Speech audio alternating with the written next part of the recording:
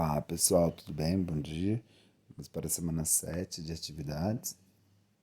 Só clicar no canto esquerdo. Semana 7, nono ano. Variedades linguísticas, parte 2. Então nós estamos vendo as variedades da língua, de que forma a língua ela se apresenta para a gente.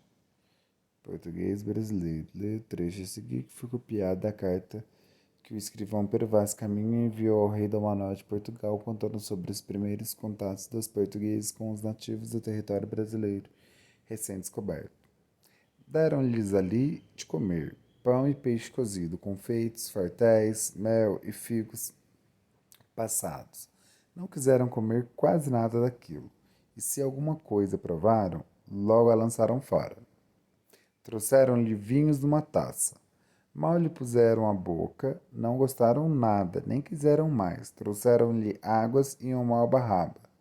Não beberam, mal tomaram na boca, que lavaram e logo lançaram fora. Viu um deles umas contas de rosário, brancas, acenou que lhas dessem. Fogou muito com elas e lançou-as ao pescoço. Depois tirou-as e enrolou-as no braço e acenava para a terra e de novo para as contas e para o colar do capitão, como dizendo que dariam ouro por aquilo. Isto tomávamos nós, por assim desejarmos, mas se ele queria dizer que levaria as contas e mais o colar, isso não queríamos entender, porque não lhe havíamos de dar, e depois tornou-as a quem lhes dera. Então, um trechinho da carta. Aqui nós temos o glossário, só vocês fazerem substituições. Fartéis significam doces, abarrada, jarro, lhas, lhe mais as, fogou, brincou, ilhou, lhe mais o. Como o trecho revela nos dois primeiros parágrafos o estranhamento entre as duas culturas. Então, existe a cultura indígena e a cultura do povo português. Como que foi esse estranhamento? Né? Como que vocês perceberam que um não reconheceu o outro, acharam estranhos costumes? O que permitia a interação entre indígena e navegadores? Como que eles se comunicavam? Como que era feita a comunicação entre eles? Segundo Pero Vaz Caminha, os portugueses tinham segurança na interpretação que os indígenas comunicavam. Então eles confiavam ali do jeito que os indígenas estavam entendendo eles? Sim ou não? Daí vocês vão justificar. Ok? Aí aqui nós temos mais um pouquinho. Como você sabe, o português não é a língua original do Brasil.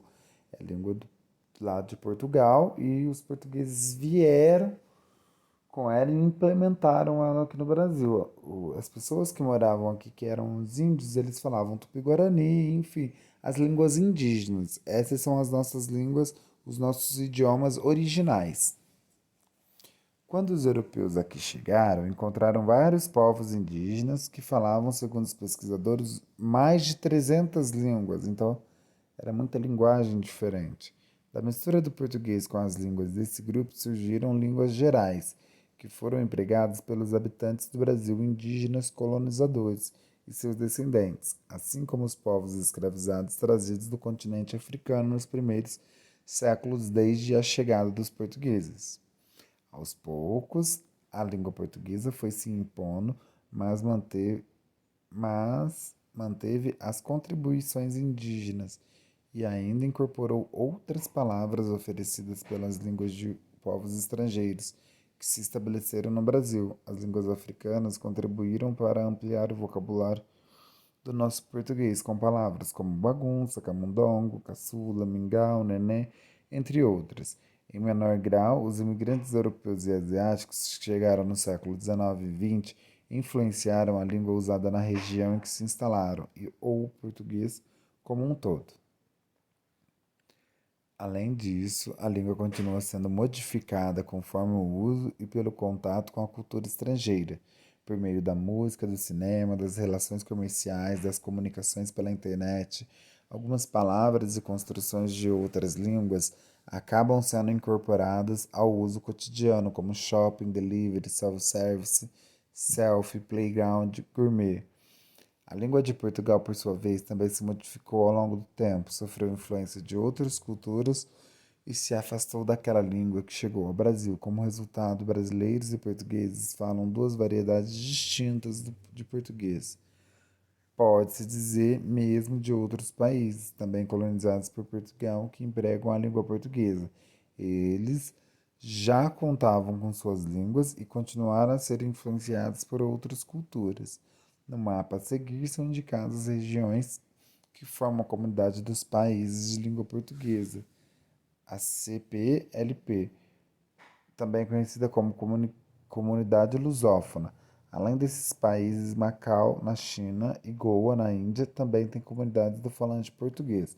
Então, aqui para vocês entenderem a dimensão que o português avançou no mundo, né? Como os portugueses eles eram grandes exploradores de terra, eles conseguiram colonizar muitos territórios e implementaram a língua portuguesa como língua oficial desses países.